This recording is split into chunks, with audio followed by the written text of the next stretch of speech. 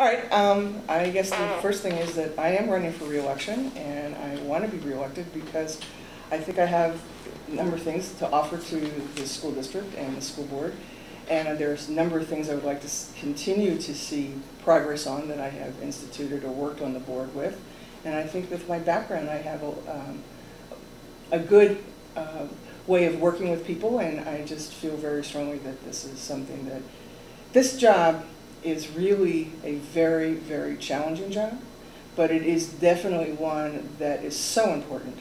I mean, education is like the prime thing, and we need people who care about education, public education, which I do. It is something that has been a core belief of mine for as long as I can remember. I mean, somebody asked me the question the other day, you know, well, what is it that I want to see happen for the students in our district? And I said, I would love to be able to deliver to them the kind of education I grew up with.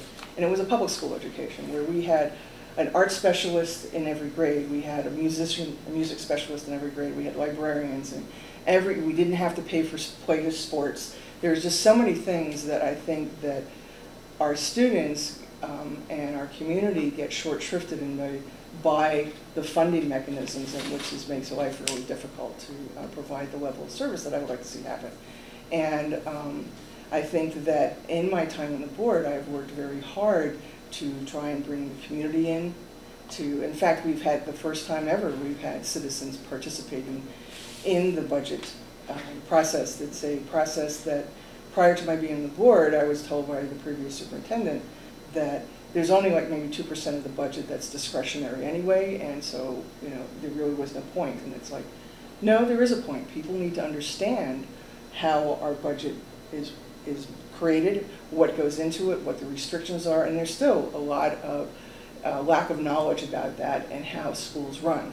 And so, I mean, there's always, you know, the comment that schools should be run like a business, but there is not a direct analogy between schools and business. It doesn't work that way, and it's a hard one sometimes for people to understand that.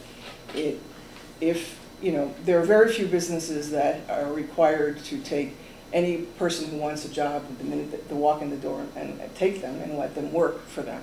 Every person who comes to our district who has a child, puts them in the school, we are required to educate them. So, and sometimes that's easier than not. And that's why there's a whole bunch of variety of services that schools are supposed to provide. So I just feel very strongly that because of this knowledge that I have, it's a huge learning curve to become a board member and to be effective. We need somebody to be effective right from the get-go as we continue through these challenging times. Okay. Right on the dot, 3 minutes. Appreciate you having me here today. I always enjoy getting out and talking about community events, things going on in the schools. I've lived in Kitsap County for 47 years. Raised, grown, went through North Kitsap schools. Currently have 2 students at Kingston High School. I've been in business for 26 years in North Kitsap. I believe that I have the right and opportunity to bring something to these schools that they currently really don't have.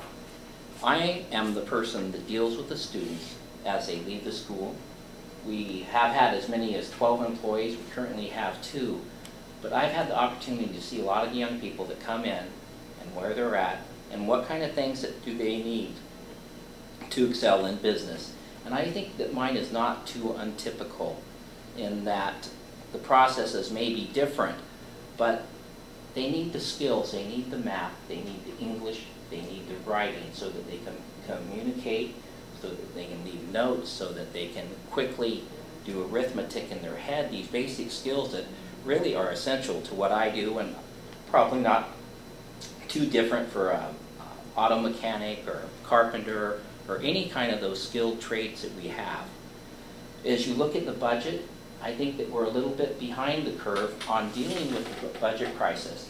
And Jim, I'm going to bring up a 12-year-old article that you wrote, and it's the same old can't continue. And it was talking about Kitsap County. It continued far longer than any of us thought it ever could have. And we can see that at all levels of government. The same old can't continue. We have to begin to look at priorities and say, okay, these are tier 1 priorities. These are the things that we will do. We're going to take care of the books. We're going to have excellent teachers. We're going to have the right facilities to do these things. And spreading out from there, going and looking at athletics that are important. Kingston doesn't have a wood, auto, or metal shop. Some of these things, I think, are hindering our youth in getting ready to get out into the workforce. We have to begin to make priorities. We have to take a hard look at the budget line by line and really say, is this meeting our goals? Is this really getting books in the classroom? And we could go down through there and we could talk about $300,000 for the pool and discuss whether a community pool is a good idea. We could talk about, I think there's $90,000 in travel in this budget this last year. I think we could talk about the 400 students that are going out of their district and why. That's $2 million in lost revenue right there that we're losing. We have to begin to go through, look at that budget like a homeowner would, and in some ways say, here are our priorities. We will place the money first on those priorities, and as we're able, we will fund the second and third tier items. Thank you. Thank you. Guess I'm next. Yep. There are 3 reasons I think I'll be a strong school board member. I bring a parent's perspective. I bring business experience, including managing multi-million-dollar budgets. I bring a commitment to communicate with the community. I already advocate for my child at the school level. It's the best way to understand exactly how things work in any district because this is a complicated system. As a school board member, I will advocate for all children in the district. My son may inspire me to get more involved, but practically speaking, any decisions I will help make would affect the students long after Emerson graduates. In my work experience, I've managed $200 million projects, so I understand complex processes and budgets. I guess the project you'd be most familiar with is Pier 66, where I was part of the construction management team. And what I mean about business experience is that I don't take budgets, proposals, and memos at face value. I dig in to figure out what they really mean and what the real impact will be, short-term and long-term. Today's economy and the reality of state mandates mean school board members everywhere need to work harder than ever. I will roll up my sleeves and dig into the issues as I would for any other business decision. That's my kind of leadership. As a member of the CBRC, I was surprised by the lack of communication between the district and the community. Both sides could improve. I want to help change that. I'm already in people's homes, having coffee, listening to people's concerns, and I will continue to do that throughout my term. I can't imagine any other way. I will visit schools, community events, and gatherings with the sole purpose of listening and talking with community members. A strong community, one where people want to live, has a strong school district. I want to continue that tradition in North Kitsap. Thank you. What's the CBRC? Citizens Budget Review Committee. We report directly to the board. Okay, kind of following up on something you mentioned, and each of you will get a chance to respond to it too. What are you hearing out there? You said listen to people's concerns. What are some of the top concerns that you hear out there? Well, I would say that one of the top concerns is where does all the money go? And the transparency and getting the community involved and communicating with them on how we spend our money. Val mentioned that earlier. They don't understand why we have to lay off teachers. They don't understand, where all the money is going. And as much as we, have the board meetings, they're not tremendously well attended. So we have to have other mechanisms within the district to provide them with information. I noticed that in the recent month or so, that has improved. We have email is more readily available. The second thing, the budget needs to be easily accessible. Unless you know where to look sometimes on the website, it's pretty hard to find for the common layman. I mean, I've had trouble finding it. So I would think that those 2 issues, that's definitely something. Okay, Val, what's your sense of what the top concerns are out there for the populace? Well, I don't disagree that people have concerns about, how does the money get spent, and that's precisely one reason why, we started out with trying to have a citizens committee. The first year that I was on the board, we pushed and got it ended up being 13 separate work groups to try and formulate a budget together. First time the district had ever done that, and for those who participated, it was very enlightening. We had an opportunity versus what we called the Blue Notes. People could go online and make their suggestions as to what they thought should be done, where to cut, where to raise revenue, whatever ideas that they had. All of that stuff was reviewed, and we kept putting that information out there. We invited people to meetings. The next year is when we pushed to, what we felt was a better iteration was to do a citizens budget review committee. So we put that, pushed to get that done, and that really didn't start until like halfway through the next school year. But we finally got folks on board, and time was spent, and we were real clear that we wanted sort of as a two-pronged approach. They should be looking at the current budget stuff to help us come to some decisions. And our feeling was that's the citizen. They're supposed to be out in the community talking to the folks, getting the feedback. That's the first place people should be going to talk about the budget, to understand the budget, bring that information to the board. And then that was continued through this year. The same thing was we kept going with the Blue Notes. We had community meetings. There's been a lot of email traffic. We've had, I don't know now how long it's been, at least probably a couple of years. We've had all our board meetings videotaped. So if people can't come to a board meeting, we know that people are paying attention as we get questions about, watch the video, what was this or that or whatever. So we have tried very hard to continue to look for ways to improve our communication, ways to get out into the community. One of the things that was done, and admittedly it was at the last minute, but it was at least a way to get sort of one of those to test the waters, see what people were thinking, which was a quick survey to find out what people thought about the kinds of decisions we were facing and what did they think were the things that they wanted to do first versus last. And it wasn't designed as a statistically valid survey. It was just sort of a kind of flash poll idea where people were at. And can anything be better? Of course, one should always be looking to make things better. And the fact that one of our current board members, Tom Anderson, had found this article from some researcher over at the UW that now I think he thinks works at the Gates Foundation. But anyway, it's about looking at and analyzing the budget in terms of what they call cost accounting, what sort of the cost-benefit analysis to run this program versus this program.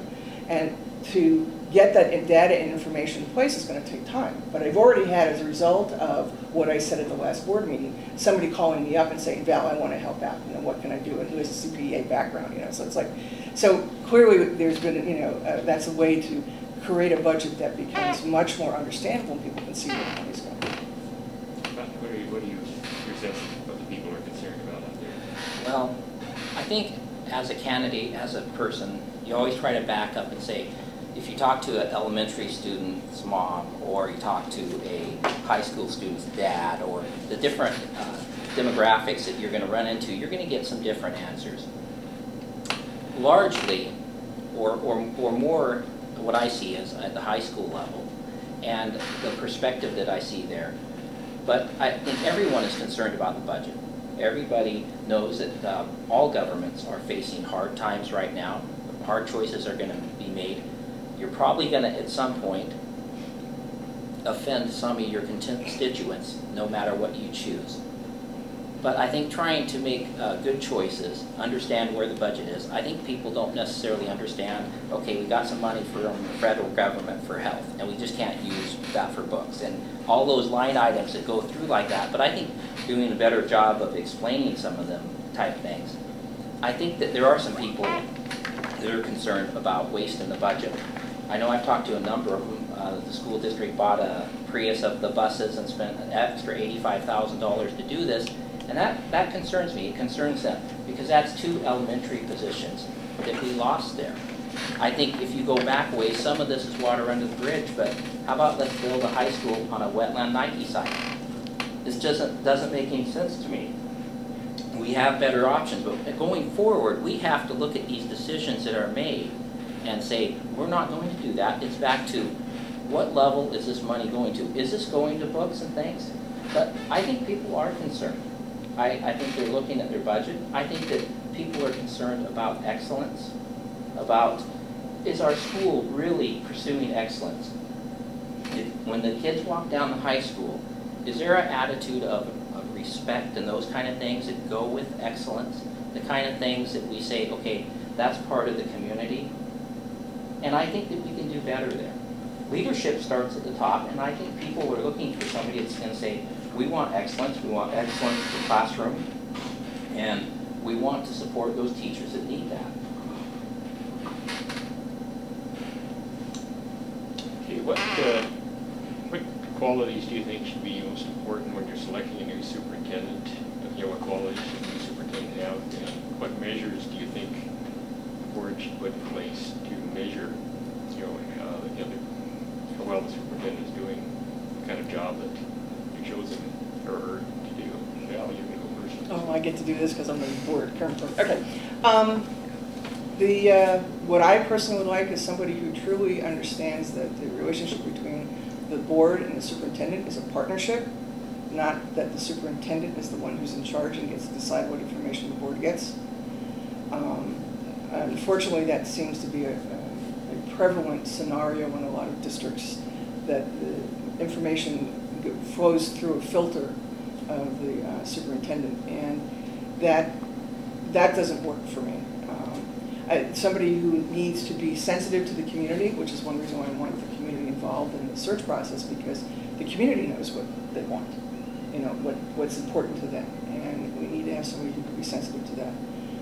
There were several times, I think, there were missteps made because of a lack of understanding of what the community was about, and we need to make sure that whoever gets hired really pays attention to that. Doesn't have what I would call it's tone deaf to the community. And somebody who understands, finance, understands, how to create and continue. Actually, I would like to, I'd have to sort of times take issue with the fact that people seem to think we're not about excellence.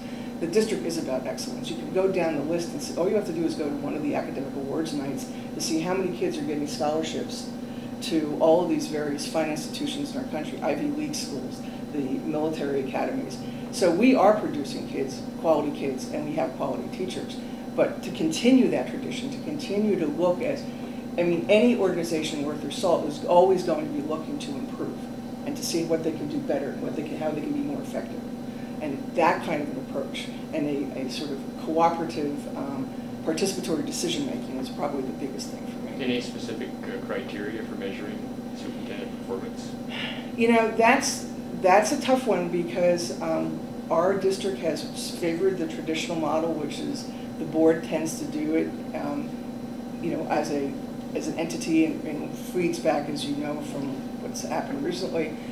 But that doesn't preclude the community from weighing in if the board wants to do that. But there's the other side that a lot of school districts have gone to, which actually provides a mechanism to do that. It's called policy governance, which got shut down very quickly when we started to pursue that, because it creates what they call ends, and the ends are those measurable statistical whatevers that are going to measure performance, and you have it really clearly spelled out. You have you know what it is that you're going to measure this particular piece of performance by, and it's done in public, so everybody knows as they're going along, is the superintendent meeting this end as an acceptable, needs improvement, or unacceptable. And it's very much a publicly driven kind of a document, because the community helps decide, or you can help decide what those ends are. You might come to an agreement. This is how we know that the superintendent is communicating well with the community. This is how we know that the superintendent is doing a good job on the budget, or doing a good job in terms of furthering our curriculum or our teaching techniques, whatever the particular thing that it measures. And there are ways to do that. There are a number of examples. I'm in a program with and partnered with somebody who in the Issaquah School District, which is what they do, is policy governance, and we're going to be doing a workshop at the State Board Conference in November about this, the Superintendent Board Evaluation, and how you can do it using data and what data you pick on to make those determinations. But it's very difficult when you have the more traditional model where you don't have that kind of more concrete data, is really what it comes down to. You know, so I don't know if that's clear enough for you. Would you say that's a tough one? Yes. So. Scott? I think a very important aspect of hiring a new superintendent is looking local first. It doesn't mean that I would do exclusively that. I know we just hired a new principal at North Kitsap, and there's a vice principal from Central Kitsap that had applied. I don't know the man, but my inclination would be, let's look at people that already live here, that already work here, that already know the community, already know the community, and are kind of ready to step in, and it's not, oh gee, I'm from Texas and now I'm going to get up to speed here. So I think first thing is I would give some favor to somebody from the community that has the right skills and aptitude for it. I think that excellence is something hard to define, and we do have excellent students and teachers, but I think that overall we have 400 students leaving the district. I think a good judge would be, why is that? Can we turn that around? Central Kitsap has 700 coming in. There's obviously a pretty good group of people there that say there's something good going on over here and not going on over there. I've had students in both districts, and I have a perspective there. The criteria for judging him is, we could make a test that we could make anybody either pass or fail depending on what criteria we selected. There's a little bit more to that. I think that we know when we see a great leader. I think that we just kind of intuitively know they're doing the right things. It's not that there's not problems, but I think when you see somebody and they're doing it right, you know. I think that a criteria or a way to grade him would be, how does he handle the budget?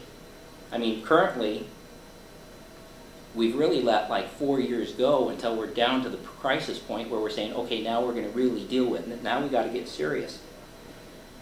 Some of them kind of things are not just his responsibility, it's certainly the board. But mine's a more blue-collar approach. I want to know what kind of individual is this. And to some degree, he's going to have a great influence on the principals, the staff that are hired. You can see that that has happened. We had Gene Medina for a long time. I think his personality, his influence has came in, and I think that's evident in the district. And I think I need somebody a little bit more blue collar, a little bit more somebody that says, we're going to take some flack, but we're also going to make some good decisions. We're going to promote excellence, we're going to promote discipline, we're going to do these things so kids really are learning well. Okay, Julie? Well, I've already thought about this. My qualification list for a superintendent, I would include candidates outside the education field. I would make sure that they have extensive budgeting experience. Obviously, we need that right now. Enthusiasm, vision for the future. Okay, we need somebody to think about how is this going to look, 3, 5, 10 years from now. A successful track record for managing similar size organizations, and someone who's able to collaborate with the team to solve problems. I think that my method of benchmarks, I would, first of all, I would establish goals, just like you would in any other business, which I'm sure that, I mean, from reading the superintendent's reviews, that's what the board did. You establish goals, you establish timelines, then you do goals, just like any other job, you check up on the goals. So the board should be following up with the superintendent on, I don't think you can do it every 6 months, at least not in the beginning. I think you need to follow up and have a plan of action on a monthly basis, on a 3-monthly basis, something like that. Are you heading towards the goals? If not, then I think the board and the superintendent need to revisit those goals and make sure that they get to the goals that they have established. That's how I would do it, which is a little different from the other two. We have 3 distinct events, as long as it's pleasant. 3 different people, I suppose. Yeah. Something to do with it. 3 perspectives. I would like each of you to tell me why people should vote for you instead of the other 2 people. What you think each of you would bring or continue bringing to the board. You know, the others wouldn't. You know, some compelling differences, if you will, you know, qualitatively or experience-wise or whatever. You know, for the folks out there, what should move them to vote for you as opposed to the other 2? Value. Again? I would go first if that's okay, just in fairness. That's Okay. I was going to say. Yeah, I was going to say, either one of them is fine. I mean, I don't mind going last, so you can go second, okay? Okay, Yeah, Scott. I think there that's you fair. go. I think that I bring a distinctive blue-collar background to this. I am who I am. This is not my normal shirt. I'm comfortable with that. I'm comfortable with the things that I've learned in business. I'm comfortable with the principles that I've learned with. I've been in business 25 years. You don't do that and maintain a good customer base without doing some things right, without meeting people, without negotiating, without compromising, without balancing. But at the same time, there's a point where you say, I won't go any farther. And you file suit, you file notices, you do something that's uncomfortable. And I think that this board needs somebody that comes from that background that says, no, we're not going to do this because it's not the right thing to do. I continue to think that we can do more with the money just by going through the budget and saying, we're not going to spend money in some of these areas because it's not the first priority. I believe that being a longtime member of the community is in my favor. I went through the schools, my kids have. I've lived in the same house for almost 26 years. I think that there's some things there that we bring that's different. I think certainly our perspective is different. I mean, if you know politics, you know Val and I are completely different people.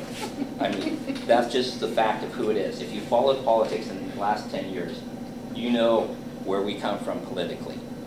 I've been a fiscal conservative forever.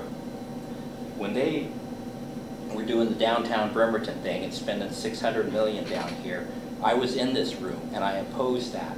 I was ridiculed for it, but not anymore, I don't think. When they did the downtown condos, I was opposed to that, publicly opposed. I've ran for commissioner twice. And I think we need somebody that's fiscally conservative that's going to come in and say, this isn't new to me. This is a letter that I talked with you about 6 years ago, maybe 7 years ago, when I sat in here as a commissioner, because the same old can't continue. I think what I bring here is a different perspective, a different look at things that the board currently doesn't have, and I look for the opportunity to do that. Val? No? Can you go second? I said I'd go Okay, second. okay. Val wanted to take a chance to be last this time. I think that the things that would be different from my 2 opponents is that, oh, I've lost my train of thought now. Oh.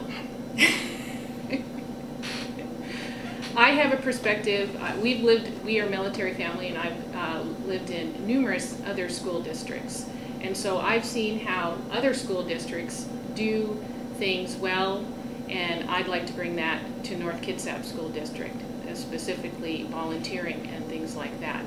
I think that I have a global picture of the big picture on budgeting, and cutting isn't the answer. I think I'd like to go out and find other ways to raise money for the school district, not just relying on the same old, same old. And I also, I forget what I was going to say. I'm sorry. I guess that's it. Well, if you remember, let me know. That's okay, go ahead. Okay, well, one obvious thing is I am the current board member, so I have 3.5 years of experience, And that may not seem like a lot, but it's huge, because the amount of information that one needs to understand, to what the depth and breadth of what happens in a school district. And an analogy, in a sense, is that what we do with as board members of the district is similar to what county commissioners do, in terms of we have personnel, we've got transportation, we've got programs. I mean, it's a huge amount of things to be knowledgeable about. And it takes a while to learn that. And it's not just something you can come in and pick up within, a couple of board meetings. It just takes a while. I mean, I remember the first time I went to, not even going to, as a board member before that, just going to meetings and to listen to the acronyms. And I asked them, so where can I find them? It turns out it's a 67-page document for all the acronyms that they use in education. That's a little much. So the other part is that, so I think experience is a big help at this point. Don't have to be taught or learn what we need to be doing for this. I can, continue to keep running is really what it is. I mean, it's not only hitting the ground running, it's continuing to keep running. And the other piece is that one thing that I do am different in is that I am not a parent. I frankly think that that's a positive. It's a plus in the sense that I represent a constituency that doesn't seem to always have a voice, which is those of us who don't have kids. And why would people who don't have kids, the argument could be, well, why would you care about the schools? But why wouldn't I care about the schools? Well, it's not just the paying for it, it's that these are the folks who are going to take care of me when I can't take care of myself. These are the people who are going to be taking over the public offices, the police officers, all the businesses. These are the folks who are going to be running all of these things when I'm not doing that stuff. I would like people who are intelligent, who are educated, who understand their communities, who have passion for what they do. And that's part of what education does, is provide people with those tools. And I can't think of a better thing to help that happen than to be in a position to create the policy and the direction for our school district to continue to provide that kind of support and whatever values that we can bring, added value to the district. One of the things that I personally am very passionate about is our CTE program. That's the Career and Technical Education program. Those are the folks, generally, historically, have been the folks who don't go into college programs. They go into the voc tech. And the thing that has frustrated me is that the term, and I hate these terms, the silos. You have the academic silo, and you have the non-academic silo, and sometimes there the twain shall meet. But the reality is it needs to go away, and people all need to be about providing that which is what appropriate for each student for them to be able to develop their talents to the best of their ability. And I can't think of anything more important than being able to do that. And having had my experience and having had that passion as a result is, I think, a very important thing. I just, I don't think one needs to be a parent in order to do that. It's not that, I'm just saying, it's just one of those things. And that passion, I think, is huge. And I have always worked hard and spent a lot of time trying to move the district and help us go in a direction that works better. I'm not saying we're perfect, and I'm not saying there isn't room for improvement. And that's why we invite the community in. If we didn't want that, we wouldn't ask people. So if you have great ideas, Scott, you have one more shot at the board meeting before we adopt the budget. It's next Thursday. Okay. Come in with specifics on what we can do. Peter, you two have anything you'd like to ask her? How many members are there in the school board? There are 5 total. I have a couple of questions. Beth, yes, one of you. Okay. And that is, when you were talking about the policy governance approach that had been looked at but was shot down, basically, why was it shut down? What was it? What did you perceive? What was the objection? The objection was the feeling that the reason why it was being pushed by the superintendent, because under a policy governance model, people feel that the superintendent has a lot of power and you imbue a lot of trust in that person to do all this stuff, and that the board doesn't have the same level of oversight that they do under the current system. And for me personally, I understand how people can see that, but I was like, but if you create these measurement tools that have to be addressed at every single, that you pick times of the year that this particular thing gets, analyzed this month, this one gets analyzed this month. So it's an ongoing cycle of constantly looking at, like you mentioned, evaluating the performance on various measures. I don't understand how that allows a superintendent to just go off and do hither and yon without any oversight by the board. But, that's one of those things, it takes a majority to make something happen. So if there's not the will by the group to go in a particular direction, that's what stops. Okay.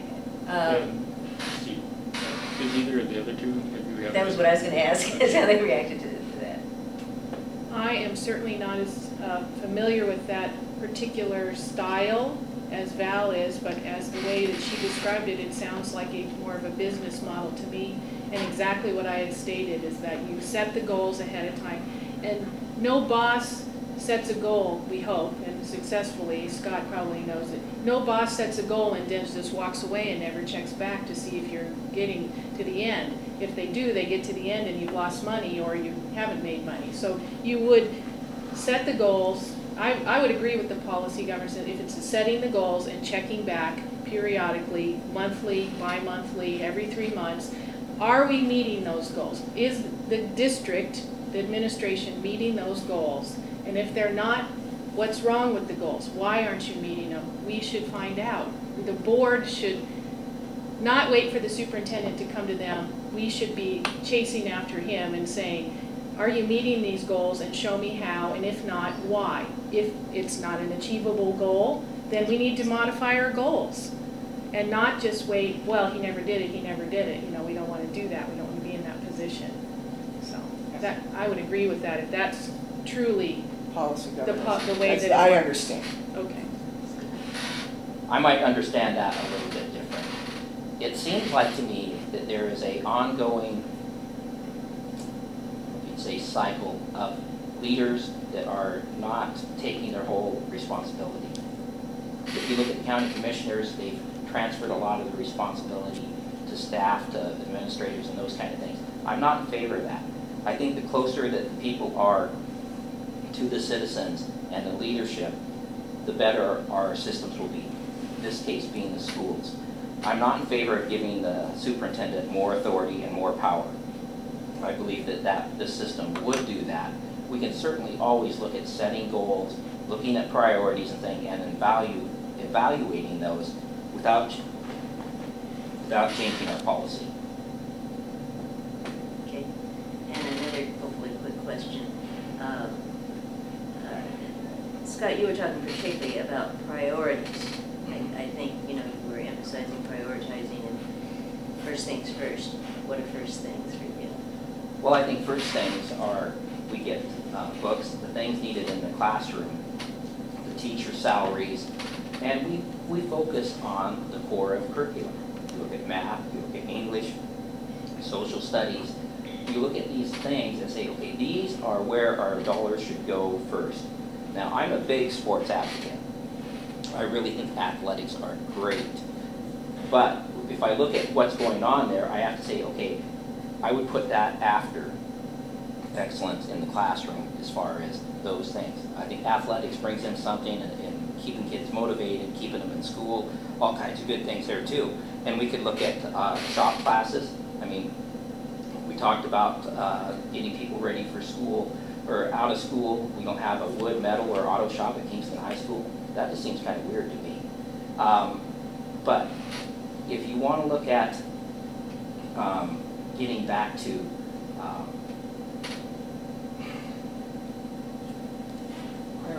priorities.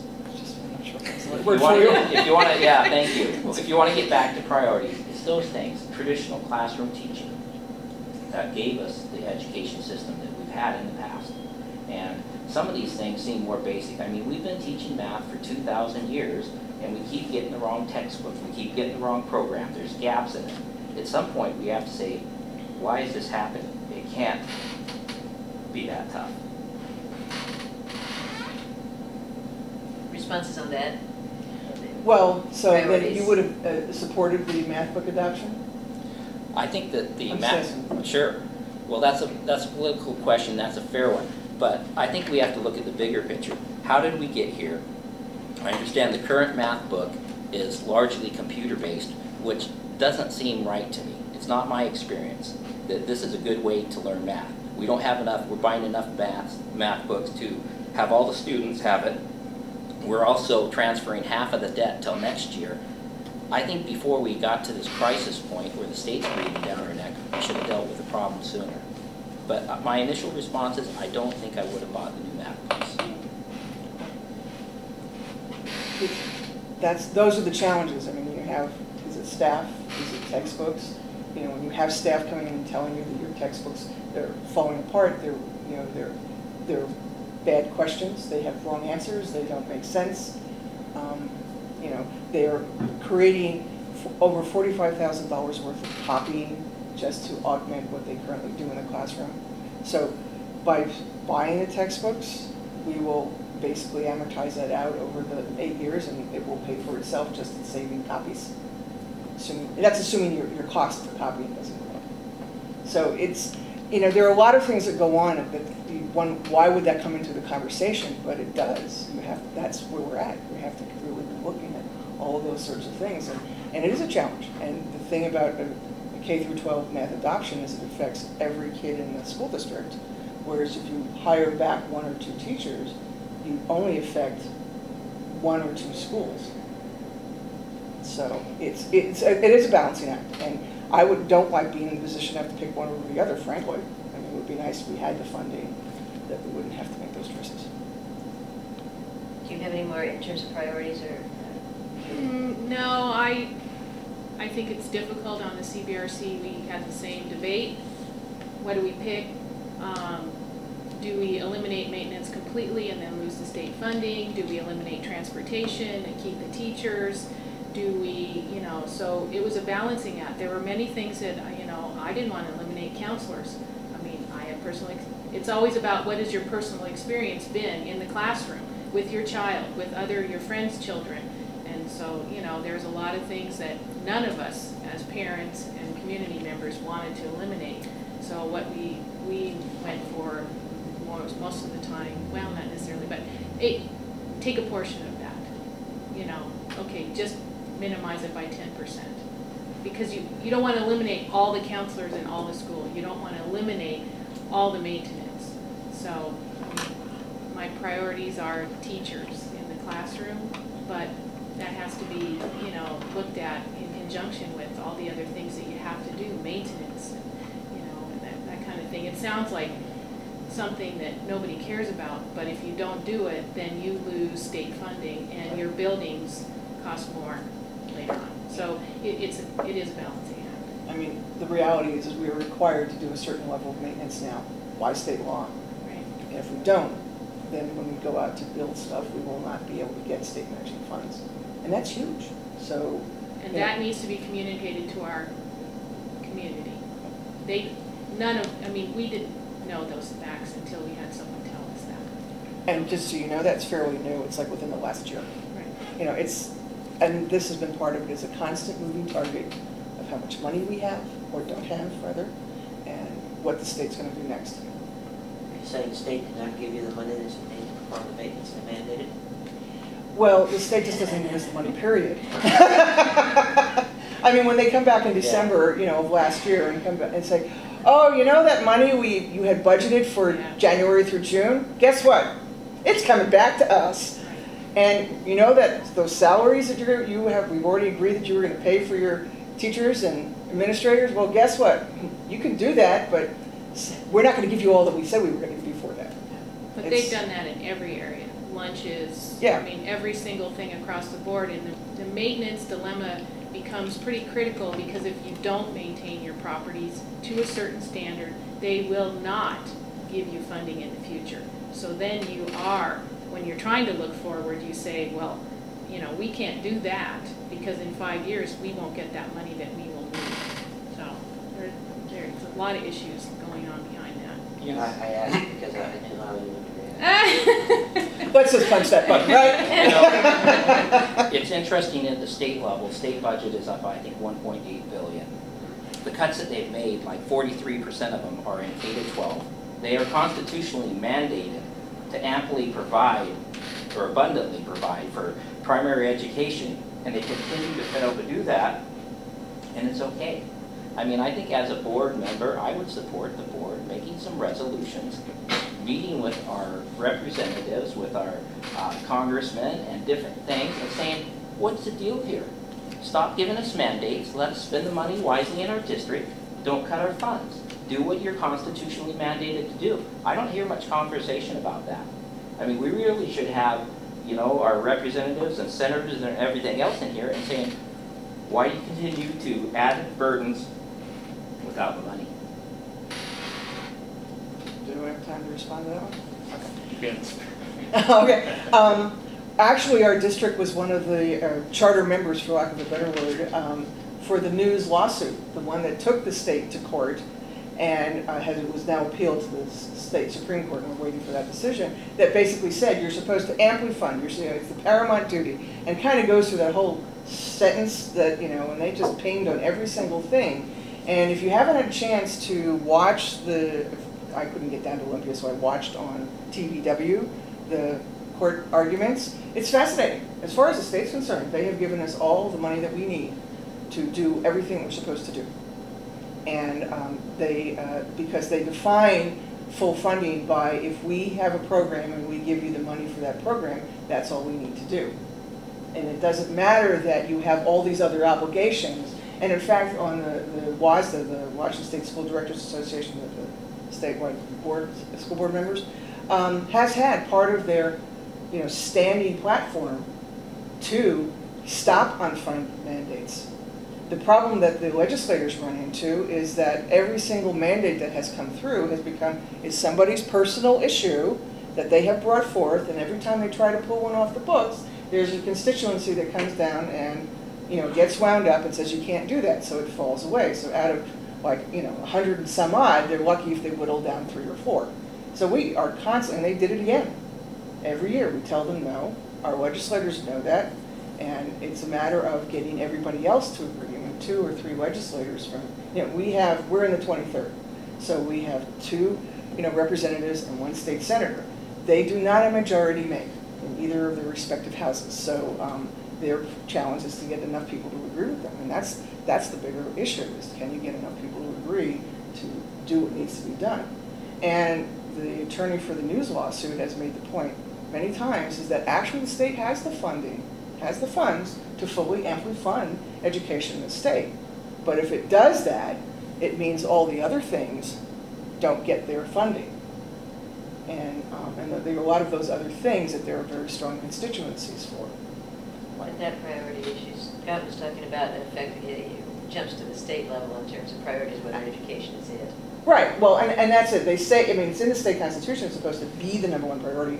But, you know, I mean, to a certain extent, I'm glad I don't have to make those decisions at the state level, because how do you balance that, knowing that if you don't give this money over here, that literally could mean some people are not going to get the kind of care that they need to, you know, live. So, you know, whether it's mental health, whatever it happens to be, and, you know, it's very difficult. Safety issues like, you know, your law enforcement, your criminal justice system, I mean, those things they're not paramount duties, so how much, I mean, it's a very tough thing. So, I can pontificate, I'm sorry. Well, if you work very well out of time, I'll let each of you have 1 minute for closing up. You haven't gone first yet, do you want to go first? I guess I can. I'm just asking, Julia, wasn't trying to be fair. So we started off, you know, validating for Yep. openers and Well, 1 minute left. I would say that this is something that I have come to, being on the school board is something that I really decided that I think is important for our kids and for all the kids in the district. I am not currently working, and I would certainly devote all my working time to studying the issues and getting into the district and understanding what I needed to understand in the schools, and meeting with PTAs and community members to understand what I need to know and to make thoughtful decisions. I'm much better once I'm studied, as you probably noticed in my discussion. So once I study and I have a good grasp of the issues, I can make an educated, thoughtful decision. And so I'd like to be on the school board. Thank you. Okay, Scott. Well, I would like people to understand that I'm capable. I can do this job. I'm sure that it is difficult, but it makes me a little concerned if we kind of get too much of it's so hard that you can't understand it, you better leave it to the professionals. That kind of perspective makes me nervous, but I'm capable.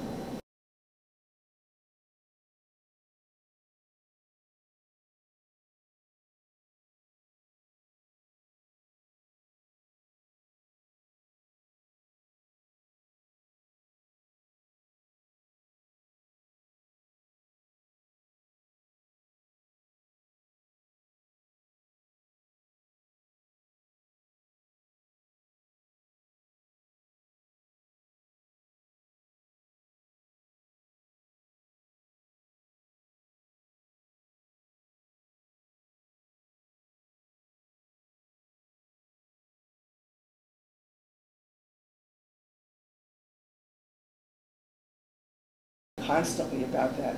I have, being out there in the community has been one of the reasons why I enjoyed being a board member, is I've gotten to meet a lot of people that I wouldn't have otherwise, and it has been a great experience. And I discovered anew that we have really hardworking, dedicated people in our district, and they're doing their best and their utmost to move the district forward, and I want to continue to earn their support to do that. Okay, very good.